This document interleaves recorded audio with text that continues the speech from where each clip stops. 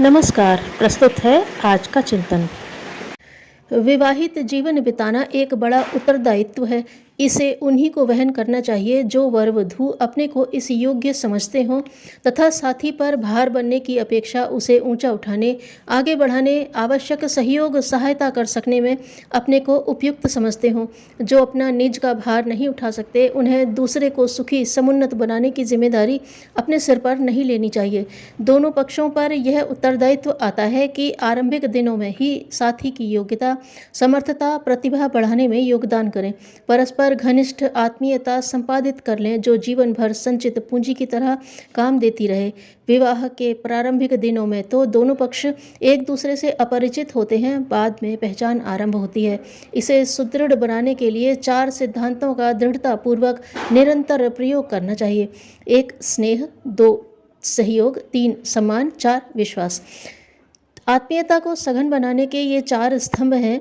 इन्हें जितना अधिक संभव हो सुदृढ़, परिपक्व एवं कार्यान्वित करना चाहिए। स्नेह आत्मिक संपदा है। उसमें यह सोचा जाता है कि हम दूसरे पक्ष की संपत्ति हैं। 2 शरीर, 1 प्राण हैं।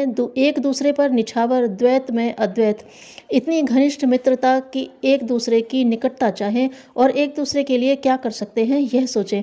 स्मरण रहे, प्रेम में अपनी इच्छा, अभिलाषाओं, स्वार्थों को दूसरे के हित में विसर्जित किया जाता है। उसमें लेने का, बदला चाहने का भाव कभी भी नहीं होता। दूसरा यदि बदला नहीं भी चुका सके तो उसको कोई मलाल मन में न आने देना, यही आत्मीयता का चिन्ह है। वह एक पक्षीय भी हो सकती है। अपनी ओर से घनिष्ठ आत्मीयता का प्रयोग, प्रदर्शन करते रहना और साथी की ओर से कुछ चढ़कर अपेक्षा न करना। हो सकता है कि साथी संकोची स्वभाव का हो, उसे मुखर होने की, खिल पड़ने की प्रवृत्ति प्राप्त नहीं हुई हो। ऐसी दशा में दूसरे को अपने अनुरूप बनाने की अपेक्षा अपने को ही दूसरे के स्वभाव के साथ तालमेल बिठाने वाला परिवर्तन करना चाहिए। दूसरे को बदलना कठिन है, पर अपने आप का परिवर्तन तो आसानी से किया जा सकता है। प्रेम का सुनिश्चित निर्वाह इसी प्रकार किया जाता है। सहयोग का तात्पर्य है हाथ बटाना। साथी के जिम्मे वाले कार्यों में जानबूझकर सहयोग देना, भले ही दूसरे को उनकी आवश्यकता प्रतीत न होती हो। पत्नी के घरेलू कार्यों में पति समय समय पर हाथ बटाता रहे तो इस क्रियाकलाप में आनंद भी बहुत आता है और सुविधा भी बहुत रहती है। पत्नी आमतौर से पतियों के बीसियों काम प्रचलन के आधार पर भी करती रहती हैं, पर पति ही अपने बड़प्पन का अहंकार इसमें समझते हैं कि पत्नी के किसी काम में हाथ न बटाएं, उसके समय और सुविधा का ध्यान न रखें। इस प्रथा को उलटकर उसके बदले में श्रद्धा और आत्मीयता खरीदनी चाहिए। स्वास्थ्य संवर्धन के लिए व्यायाम, मालिश, शिक्षा संवर्धन के लिए अध्यापक की भूमिका निभाना, अनुभव बढ़ाने के लिए घर के बाहर साथ ले जाना जैसे छोटे छोटे कार्यों में भी सहयोग की गंध आती है। होना यह चाहिए कि पत्नी के श्रम में हाथ बटाना और उसे अधिक स्वस्थ, समुन्नत बनाने के लिए सामयिक परिस्थितियों को देखते हुए कुछ घर गुजरने के लिए प्रयास करना आवश्यक है। इस दिशा में स्त्रियां पहले से ही सहयोगिनी से बढ़कर सेविका की भूमिका निभाती हैं।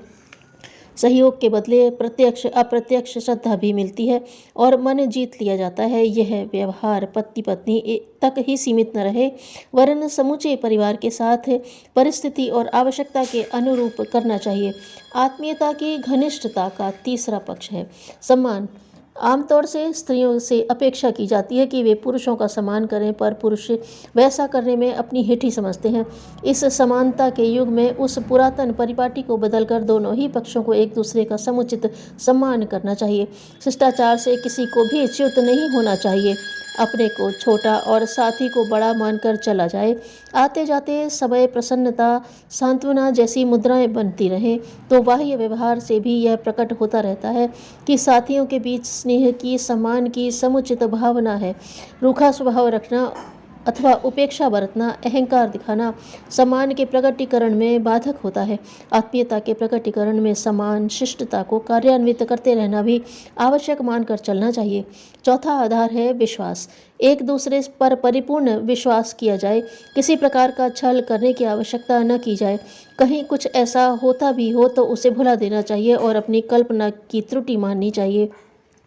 कमाने का काम पुरुष का है, घर खर्च चलाने का स्त्री का। व्यावसायिक पूंजी को सुरक्षित रखने की बात दूसरी है, पर घर खर्च के निमित्त अर्जित आजीविका को पत्नी के या माता के हाथ पर रखना चाहिए और उन दोनों के परामर्श से ही बजट बनाकर खर्च करना चाहिए। माता के न होने पर या उसकी समझदारी में कमी होने पर उस अधिकार का उपयोग पत्नी करती है। खर्च में से कुछ बचा लिया होगा, फिजूल खर्च के लिए घर की संपदा में से छिपा कर बचाया होगा, ऐसा संदेह नहीं करना चाहिए। कभी कुछ ऐसा होता भी हो तो उसे हंसी उपहास तक ही रहने देना चाहिए, गंभीरता से नहीं लेना चाहिए। ऐसा तभी होता है जब स्त्री समझती है कि मेरा धन और पति का धन अलग अलग है।